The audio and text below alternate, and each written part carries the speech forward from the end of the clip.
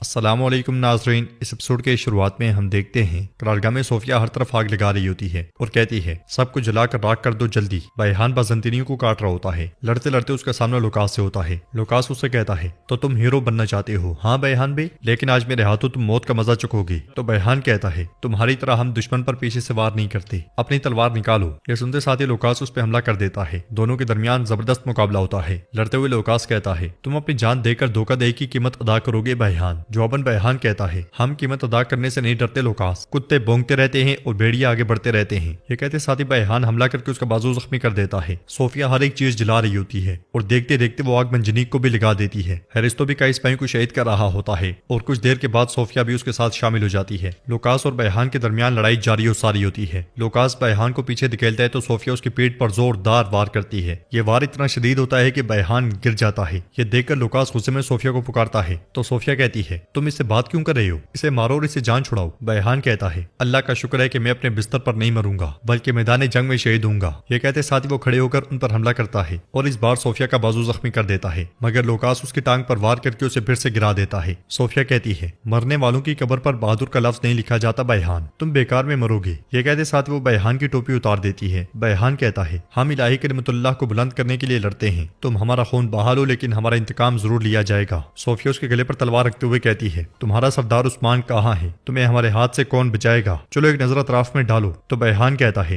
ہم اپنے کفن اٹھائے اس راستے پر چلتے ہیں، ہمارے لیے اللہ ہی کافی ہے اور وہ بہترین انتظام کرنے والا ہے۔ اس کے ساتھ ہی صوفیہ سامنے سے اور لوکاس پیچھے سے تلوار اس کے جسم میں اتار دیتا ہے۔ شدید زخموں کے باوجود بیحان بیٹھے رہنے کی کوشش کرتا ہے۔ لوکاس کہتا ہے اپنے خون میں ڈوب جاؤ، تم اپنے آخری الفاظ عثمان سے کہہ سکتے ہو۔ اس کے ساتھ ہی وہ دونوں چلے جاتے ہیں اور بیحان تکلیف سے کرا رہا ہوتا ہے۔ کائی قبیلے میں حلیمہ آگے بڑھتے ہوئے کہتی ہے میں آخرکار دشمن کے دل میں داخل ہوگی۔ سامنے سے بالا خاتون بھی آگے بڑھ رہی ہوتی ہیں، انہیں دیکھ کر حلیمہ غصے سے کہتی ہے بالا۔ حلیمہ بالا خاتون سے پلٹ کر جیسے ہی جانے لگتی ہے بالا خاتون کا ہاتھ اس کے ساتھ ٹکرا جاتا ہے، جس کی وجہ سے اس کے ہاتھ میں موجود سیب گر جاتا ہے۔ حلیمہ بہت زیادہ ڈر جاتی ہے اور بالا خاتون اس لمحے کو یاد کرتی ہیں جب خواب میں وہ روتے ہوئے کہہ رہی تھی رک جاؤ حلیمہ رک جاؤ، مجھے ایک بار اپنا چہرہ دیکھنے دو۔ خواب میں ہی بالا خاتون کا ہاتھ حلیمہ کے کندھے پر گیا تھا مگر وہ اس کا چہرہ نہیں دیکھ سکی تھی۔ اس خیال کے بعد بالا خاتون حلیمہ کو اپنی طرف موڑتی ہیں اور اسے غور سے دیکھنے لگ جاتی ہیں۔ اسے دیکھتے ہی دیکھتے وہ بچپن میں اس لمحے کو یاد کرتی ہیں جب حلیمہ ان کے سامنے کھڑی تھی، اور اس کے بعد اس لمحے کو جب وہ ندی میں اسے ڈھونڈ رہی تھی۔ حلیمہ کی آنکھیں بھی نم ہو جاتی ہیں اور بالا خاتون اسے بیٹی پکارتے ہوئے اس کے آنسو صاف کرتی ہیں، پھر پوچھتی ہیں تم کون ہو؟ حلیمہ میں ہی کر رہی ہوتی ہے کہ فاطمہ وہاں آتی ہے اور کہتی ہے ماں میں آپ کو ڈھونڈ رہی تھی تو آپ دونوں نے ایک دوسرے کو مل لیا۔ بالا خاتون خوش ہوتے ہوئے کہتی ہیں ہاں ہم نے مل لیا، خوش آمدید بیٹی۔ حلیمہ کہتی ہے آپ کو دیکھ کر مجھے پتہ نہیں کیا محسوس ہوا، برائے مہربانی مجھے معاف کر دیں۔ تو بالا خاتون کہتی ہیں استغفر اللہ بیٹی۔ فاطمہ کہتی ہے ماں میں نے آپ کو مریم کے بارے میں بتایا تھا، اس کی دادی کا انتقال ہو گیا ہے، یہ باجیان میں شامل ہونا چاہتی ہے۔ تو بالا خاتون کہتی ہے یقیناً شامل ہو جائے، تم اچھی تربیت لوگی اور باجیان کی طرح جنگجو بن جاؤ گی، میری پیاری فاطمہ تمہارا خیال رکھے گی۔ یہ سن کر حلیمہ بہت خوش ہوتی ہے۔ بالا خاتون اس سے مزید پوچھتی ہیں کیا تمہاری دادی کے سوا اور کوئی نہیں ہے؟ تو حلیمہ کہتی ہے کفار ہمارے قبیلے پر برسوں سے حملے کر رہے ہیں، انہوں نے میرے بابا اور ماں کو قتل کر دیا، میں باجیان میں شامل ہونا چاہتی ہوں، پھر میں ان کا انتقام لوں گی بالا خاتون۔ یہ سنتے ساتھ ہی بالا خاتون اسے گلے لگا لیتی ہیں اور ساتھ ساتھ میں اس کے بالوں پر بھی ہاتھ لگا رہی ہوتی ہیں، پھر کہتی ہیں تمہارے نقصان پر افسوس ہے بیٹی، تمہارے نقصان پر بہت افسوس ہے۔ بالا خاتون کافی وقت اسے گلے لگائے رکھتی ہیں تو حلیمہ ایک دم سے پیچھے ہٹتے ہوئے کہتی ہے آپ کا شکریہ، میں اب اپنے خیمے میں جاؤں گی۔ پھر حلیمہ آگے بڑھ کر آنسو صاف کرتے ہوئے کہتی ہے تم رو کیوں رہی ہو؟ تم اس عورت کو دیکھ کر آنسو کیوں بہاتی ہو اور کمزور دکھائی دیتی ہو؟ میں تمہیں مار ڈالوں گی بالا، میں قسم کھاتی ہوں کہ میں تمہیں مار ڈالوں گی۔ بالا خاتون کی نظریں مسلسل اس پر جمی ہوتی ہیں اور ان کے آنسو بہہ رہے ہوتے ہیں۔ فاطمہ کہتی ہے وہ بہت اچھی لڑکی ہے، میں اسے اس طرح دیکھ کر اکیلا نہیں چھوڑ سکی، میرا دل پھٹ گیا تھا، میں نے کہا کہ عثمان صاحب کی سرزمینوں پر کوئی تنہا نہیں ہو سکتا۔ بالا خاتون آنسو صاف کرتے ہوئے کہتی ہیں میری مہربان بیٹی، بہت اچھا کیا۔ یہ کہتے ساتھ ہی بالا خاتون حلیمہ کا گرا ہوا سیب اٹھا لیتی ہیں اور ایک مرتبہ پھر اسی جانب دیکھنے لگ جاتی ہیں۔ ادھر ہم دیکھتے ہیں کہ عثمان صاحب کی قرارگاہ مکمل طور پہ تباہ ہو چکی ہوتی ہے، اس لیے عثمان صاحب وہاں پہنچتے ہیں، انہیں ہر طرف تباہی اور لاشوں کے سوا کچھ نظر نہیں آتا۔ وہ ایک دم گھوڑے سے اتر کر آگے بڑھتے ہیں اور کہتے ہیں علاؤدین بیٹا جلدی آؤ، دیکھو کون زندہ ہے۔ ایک کو دیکھتے ہوئے علاؤدین کہتا ہے یہ شہید ہو گیا ہے۔ عثمان صاحب کہتے ہیں ہر کسی کو دیکھو آیا کہ کوئی زندہ ہے یا نہیں۔ وہ سب شہیدوں کو دیکھنے لگ جاتے ہیں اور علاؤدین کہتا ہے سب شہید ہو گئے ہیں سب۔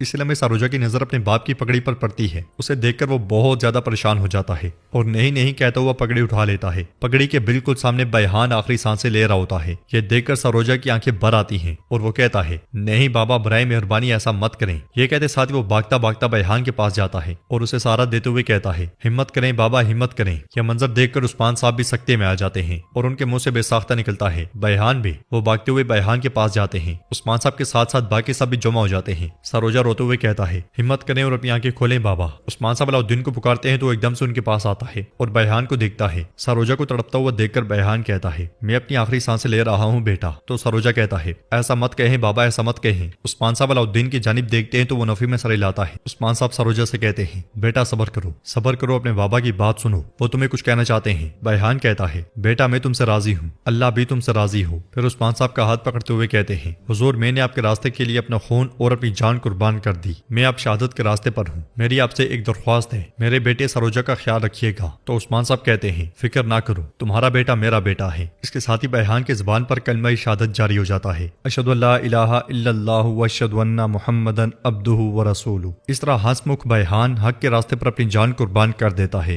ये देखकर सरोजा बाबा बाबा पुकारता है। बाकी सबकी भी आंखें नम हो जाती हैं। उस्मान साहब बयाहान की आंखें बंद करते हुए कहते हैं, इन्ना लिल्लाहि व इन्ना इलैहि राजिऊन। सरोजा कहता है, मैं कसम खाता हूँ बाबा, मैं कसम खाता हूँ, मैं उन लोगों से इंतकाम लूंगा जिन्होंने आपके साथ ऐसा किया। उस्मान साहब उसे हौसला देते हुए कहते हैं, हम लेंगे, हम जरूर लेंगे। नाजरीन, बयाहान की मौत का जिम्मेदार आप किसको समझते हैं और इस मौत में सरदार करासी का कितना बड़ा हाथ है, क्या आप कमेंट बॉक्स में बता सकते हैं। अगर आपको ये वीडियो पसंद आई तो वीडियो को लाइक कर दें, चैनल को सब्सक्राइब नहीं किया हुआ तो सब्सक्राइब कर लें, बेल आइकन नहीं दबाई हुई तो बेल आइकन भी दबा लें ताकि नेक्स्ट आने वाली वीडियोस का नोटिफिकेशन आपको सबसे पहले मिल सके और आप वो वीडियो सबसे पहले देख सकें। इंशाल्लाह मिलते हैं नेक्स्ट वीडियो में, तब तक के लिए रखें अपना और अपनों का बहुत ज्यादा ख्याल। अल्लाह निगहबान।